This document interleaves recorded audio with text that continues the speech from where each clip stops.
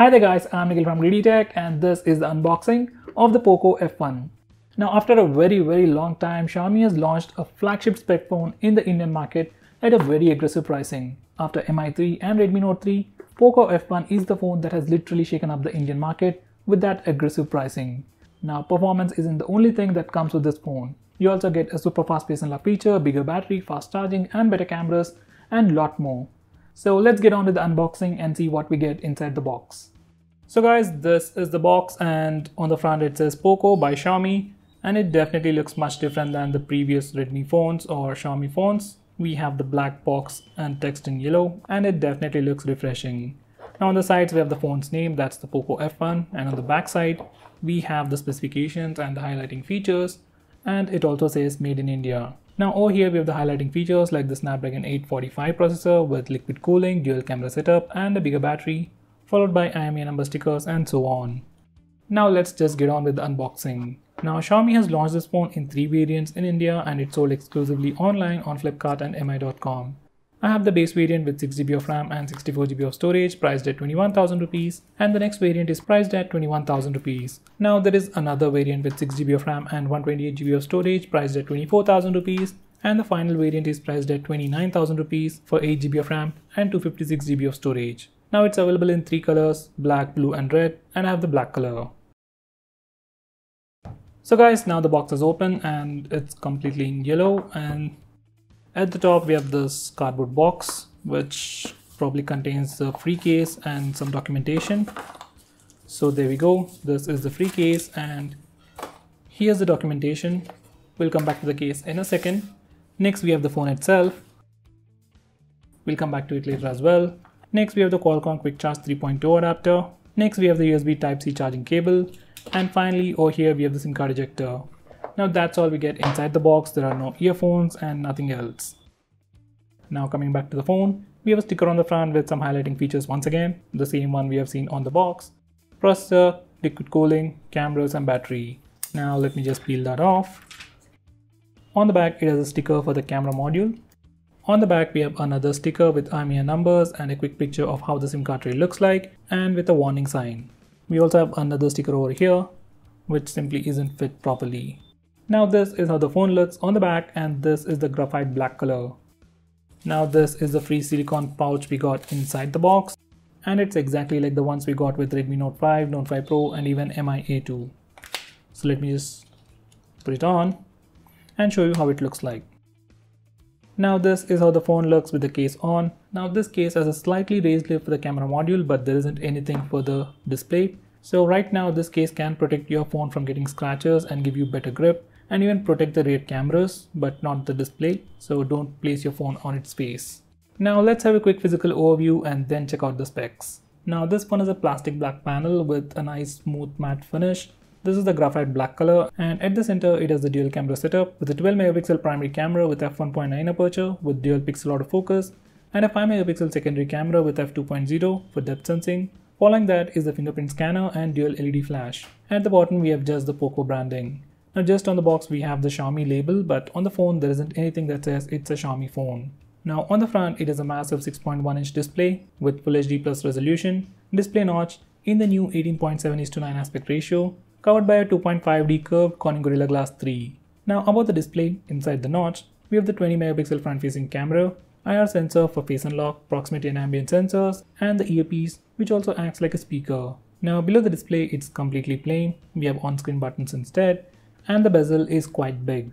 Now on the right side we have the power and volume buttons which are made of metal and have a nice clicky feel to them. On the left side it has just the SIM card tray that houses a nano SIM slot along with a hybrid SIM slot. Now at the top we have the secondary microphone along with a 3.5mm audio jack. Now at the bottom we have 2 speaker grills, one has a speaker and another one has a primary microphone, and at the center we have the USB Type-C charging port. Now coming to internal specifications, this phone sports a Snapdragon 845 processor with 6GB of RAM and 64GB of storage with a 4000 mAh battery and also supports fast charging.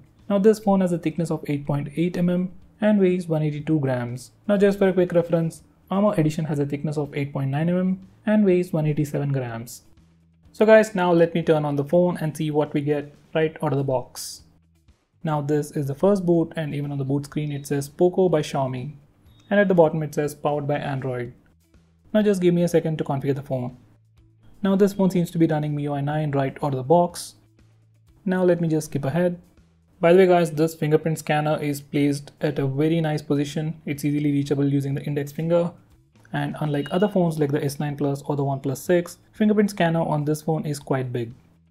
So guys, this is how the phone looks once we turn it on. It's running MIUI but doesn't come with Xiaomi's regular default launcher.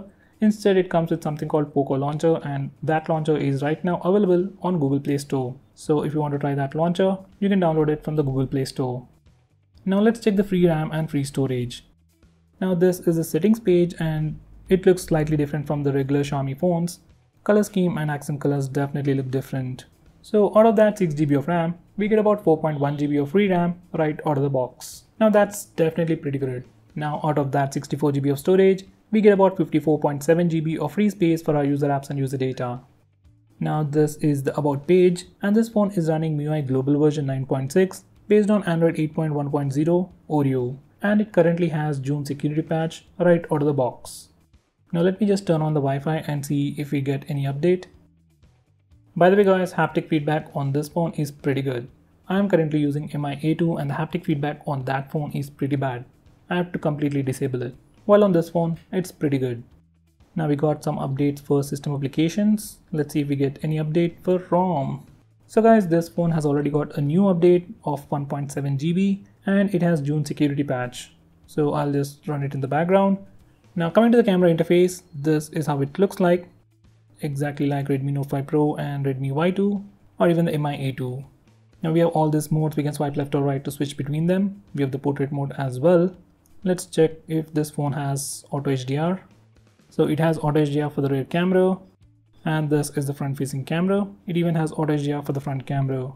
Now this is for the portrait mode. Now let me just take a picture quickly.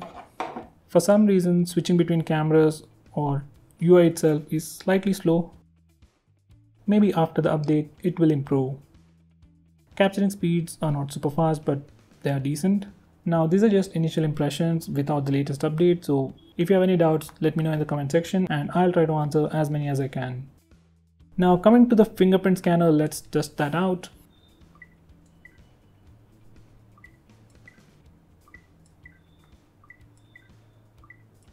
So guys, fingerprint scanner on this phone is pretty fast. Not the fastest, but still pretty great. Probably second best in the market. Now coming to face unlock, let me just set it up.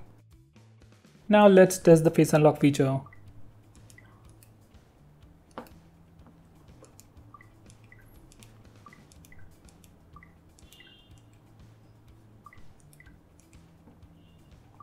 So guys, face unlock in good lighting conditions is super fast, just like the OnePlus 6. Maybe it is slightly slower by a few milliseconds, but it is still pretty fast. Now this is in low lighting conditions. Once again, it is pretty fast. There is just a tube light running in the background and it's kind of dark, but it is still working without any issues. Now let me turn off that light too. So guys, now there are no lights at all and it is super fast even now. Rarely I'm able to see the lock screen, but most of the time it is pretty fast.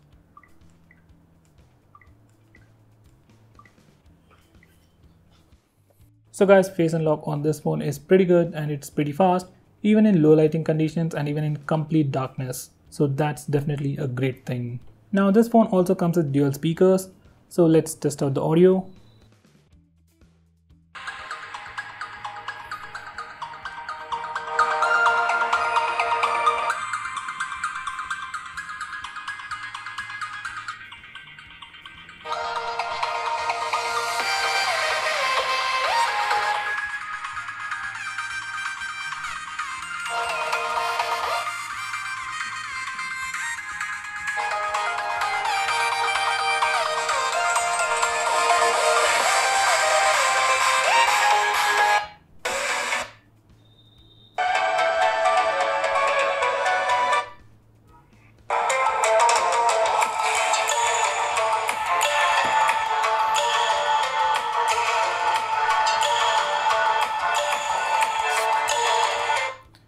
So guys, speaker on this phone is also pretty good. It is loud and it is dual speaker.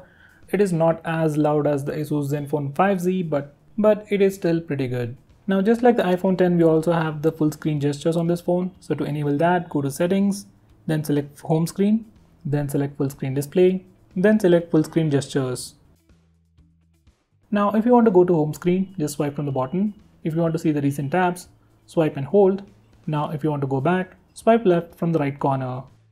Or you can also swipe right from the left corner.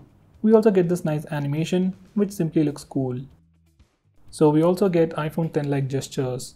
Now some people might not like this notch, so if you're one of those people and want to disable it completely, we can do it from the display settings. Just go to settings, then select full screen display. Now from here, enable this toggle that says hide screen notch to hide the notch. Now I personally don't have anything against the notch, so I'll just gonna be using the notch.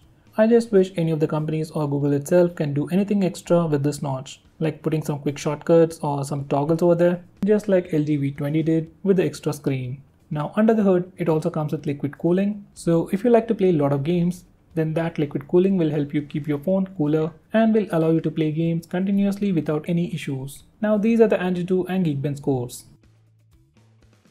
And these are some sample pictures taken using the front and rear cameras.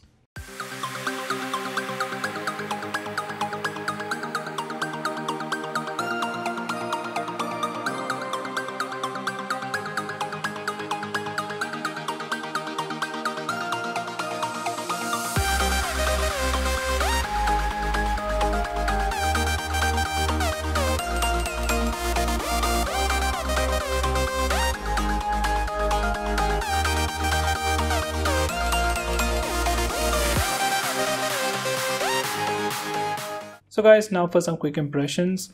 Build is pretty good, but when it comes to design or the display itself, I'm really happy to see a notch design at 21,000 rupees from Xiaomi, considering at 17 we have Mi A2 without a notch. But as you can see, the bezels on this phone are quite big. It's not just the top and bottom, even the bezels on the side seem quite big, bigger than phones like Mi A2 or the Redmi Note 5 Pro. And they're definitely nowhere near phones like Vivo or Oppo, which are coming up with similar notch design, and we even have the water drop design from Oppo F9 Pro.